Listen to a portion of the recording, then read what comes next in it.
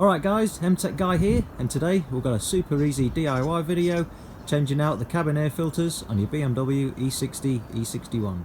Okay, so some of you might be wondering what a cabin filter is. Well, they're often referred to either as a cabin filter, a micro filter or a pollen filter. And its main function is to filter all that air coming from outside the car into the cab of the car, keeping all that dust and dirt out of the cab of the car, keeping the inside of the car nice and fresh, nice and pleasant. Okay, so we're filtering the air coming into the car. Now why would you want to look at changing these out? Well, over time, dust and dirt collects in the pleats of the filter and it just builds up as time goes by, keeps building up, and then eventually it's going to restrict the airflow coming into the cab of the car. And hand in hand with that, what that's also going to do is put a strain on your air conditioning system, your heating system, your ventilation fan. And also, as this becomes more blocked, it's going to take longer to demist your windscreen on a cold morning because you've reduced that airflow. So it's a really good idea to get these changed out from time to time. So how often should you do this? Well, the BMW service interval on these cars is 50,000 Ks, which is approximately 30,000 miles. Now, you can feel free to do it sooner than that. I do mine more or less once a year if I haven't done that kind of mileage. But nonetheless, the least clogged it is, the better. Now when you look at buying a cabin filter, there's three different types you can get. Now there's just a regular paper filter, almost just a plain paper filter, and then the next one up would be this type, which is the what they call a charcoal activated or carbon activated. So this is impregnated with charcoal, and what that does is just reduce any smells coming into the cab of the car. That will just absorb any bad odour and keep the inside of the cab nice and fresh and a pleasant place to be. And then the one up from that would be the type which has got like a disinfectant layer in it, and what that does is as the air's coming into the cab, it goes through all the ducting of your car and then into the cab of the car, and that just helps to avoid the build-up of any mould or any spores in your heating ducting, which is a great way to reduce them bad odours that you can get, them stagnant odours that you can get over time on an older car. But I find the charcoal activated ones are fine, as long as you're changing them out regularly. That's what I normally go for. Okay, so let's take a look at what tools you'll need to get the job done. Alright, so the only tool we're going to need for the job is a 13mm socket. And whether that's on the end of a 1/4" driver like this, or a ratchet, whatever, doesn't matter, because we're only dealing with a small plastic nut. So even if you're not a car enthusiast and you don't work on your own car at all, if you do look at getting this job done yourself, you can save yourself a ton of money rather than taking it to a dealer, an independent dealer, a local garage, whatever. So all you're going to need is this tool here. Even if you went out and bought this tool because you don't have a comprehensive toolkit, whatever, you're still going to save yourself a ton of money in the long run.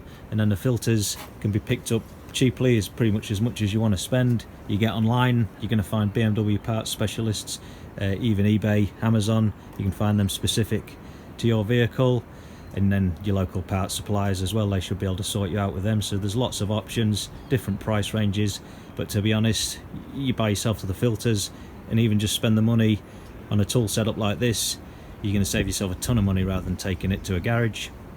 Alright, let's open the bonnet and see what we're dealing with, eh? Okay, so we're working on an E60 M5 here today, but irrespective of whichever engine your car's got, this job's going to be the same for any E60, E61 BMW. Right then, so the cabin air filters are located under these covers here, one there, same on the other side, just the opposite. And to remove the cover to gain access to the filters, we need to turn this 13mm plastic nut just 90 degrees, 1/4 of a way anti-clockwise, and then we're going to flip this metal clip off, and then we'll gain access to the filter there. Okay, so we'll start off by turning the plastic nut 90 degrees, 1/4 of a turn anti-clockwise with our small 13mm driver, and then with the metal clip we're just going to grab the corners here, just flick them off, one corner there's the other, so that's pushed right back, and we're just going to rotate the lid up like that towards the back of the car and up and over like that. And you can see here got a bit of muck and dirt in there, definitely a good time to change them out. Okay, so now we've got it removed from the car, you can see that this end just sits under this tab here, and then the whole lot's just sort of pushed in and sits under this sort of tab here. So what we're going to do just pull that, just clear it of that small tab on that side there, and we're just going to slide it out like that. And as you can see here, as it comes out, just take notice that there's a wee notch on the filter here, and you'll be looking for that on the new one. So as we slide it in, that's just going to sit nicely there, and then it'll just clip back under this piece here. Also, you'll notice that this has got directional flow on it, so you can see here the arrows are pointing sort of into the lid. So when it's on the car, when it's fitted to the car, you can almost imagine that the airflow is coming up through here and then up through the filter and down there into the cabin through the hole there. So the arrows want to be facing towards the lid, so if it's fitted to the car they'll be facing upwards, but nonetheless, as long as you follow the little notch at the end there, you can't get it wrong. Alright, so we've got the old filter removed. Here we have the new one, and you can see we've got that notch at the end there, which will be looking to fit under the tab just there. And then of course we've got the airflow there that we're going to put facing into the lid, which will be facing upwards when it's on the car. That just slides in there. You slide that end in first, and this end. Just going to tuck under the tab there. Easy as that. It's nice and secure, nice and flat, ready to install on the car. But before we do that, what we're going to do, as you can see in the tray here, there is quite a bit of dust and dirt and debris. We're just going to wipe that clean before we put the lid back on with the new filter. And it's worth just picking out any leaves and larger pieces here before you start, because eventually this can clog up your drain holes down here and then start building up water. So it's important that we don't want that to get too clogged up. So give this a bit of a clean out. It's amazing how dirty these get over such a short space of time. I almost think that a 50,000 K interval is just a bit too much. I think when BMW first introduced these cars, one of the selling points was these long service intervals. You know, it wasn't going to cost you heaps to service it because you wouldn't have to take it in that often. So I think they stretched out the service intervals on the oil and the filters and bits and pieces like this. Well, it was a good selling point, but a good way to make money, I guess. But the longevity of the cars, it can hurt it over time. So anyway, it's a good job to get this done now, sooner rather than later. Alright, so we've got that cleaned up nicely, so now we're ready to reinstall the cover with the new filter. So here we go. Just going to look for the tangs at the back. I'm just going to slot them into the holes, just lower it down, and we can reinstall our metal clip. Make sure that's nice and secure. Yep. And we're just going to grab our wee tool and turn the plastic nut just a quarter of a turn clockwise, 90 degrees. There we go. And that's that one done. And now we just have to repeat the process for the other side. Okay, so this side of the car, it's going to be exactly the same process, but on this side of the car, just a couple of extra steps. Just got two electrical connectors to remove here to be able to remove that lid completely from the car. So that's easy enough. There's just a couple of tangs, or just one tang on the top there. Just press it down, slide it off. Same with that one. Press it in, slide it off. There we go. Easy as that. And same again. Just going to release our clip. There we go. One corner, the other corner. Pull it forward. And again, just our 13mm socket here. Turning that quarter of a turn anti-clockwise, 90 degrees. And then I'm just going to lift this up and out again. This one's looking pretty dirty as well, so I'll get that changed out now. Alright, so exactly the same deal with this one. Again, we've got the small notch at the end of the filter there, and it's sitting under this ledge here.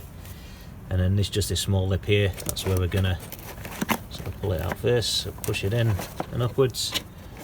And I'm just going to get hold of it here with one hand. Slide it out, you see the notch at the end there. So that's that one, and then we'll grab our new one, reinstall it, and then if there is any debris in here, just leaves and that, just tip them out. Might want to give it a clean out too. This one's not too bad though. Alright. Okay, so here we go with the new filter again. We've got the notch out the end there, which is going to fit just against there, look. and then we're going to slip this end under that wee tab there. So we'll push this end in first, just like that.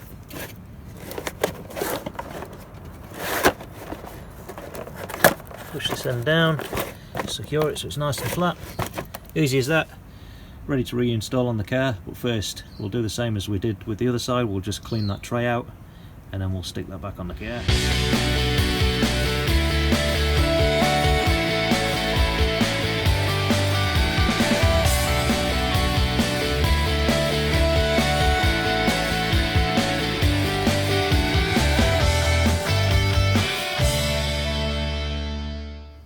Okay, so it's certainly good practice to clean up all that dirt and muck and stuff at the bottom of the tray before you reinstall your filter, and especially because you don't want to go ramming the new filter with all that dirt in a short space of time. So anyhow, we're looking at the tangs on the back of the cover there. We're just going to locate them in them holes there.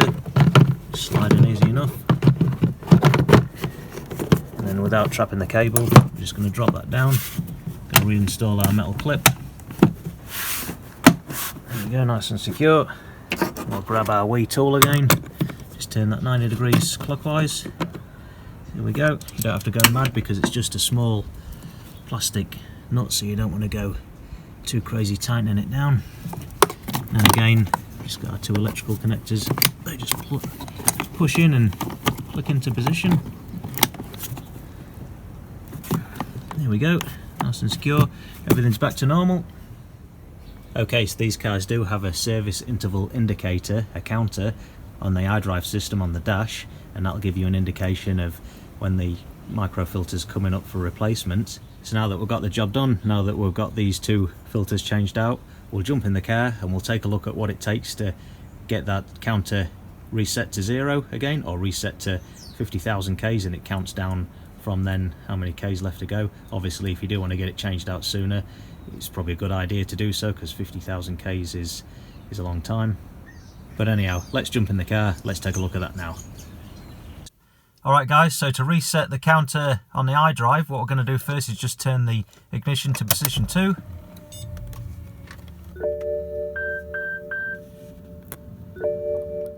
So we're going to press and hold the odometer button, and then it's going to come up with the different service items on the dash here. So we're just going to scroll through until we see the one for the pollen filter. There we go. So when we see that, we're going to press and hold the odometer button again. See reset, let go, press and hold again. Let go, and there we go, done. Then if we go into the iDrive, click into it there, info sources, service. If you click down there, your micro filter, you can see it's reset to 50,000 Ks. All good to go. Alright, so there we have it. That's that job sorted. That's them changed out. So super easy DIY, super straightforward. It's not a big deal getting them changed out yourselves, and like I say, you're going to save yourself a ton of money rather than taking it to a garage to get that done. And it is a job worth doing as well, just to look after your car, look after the inside of your cabin, keep it nice and fresh. But anyhow, if you found the video interesting and useful, don't forget to give it a thumbs up and make sure to subscribe for more BMW DIY videos. I'm MTech Guy, thanks for watching.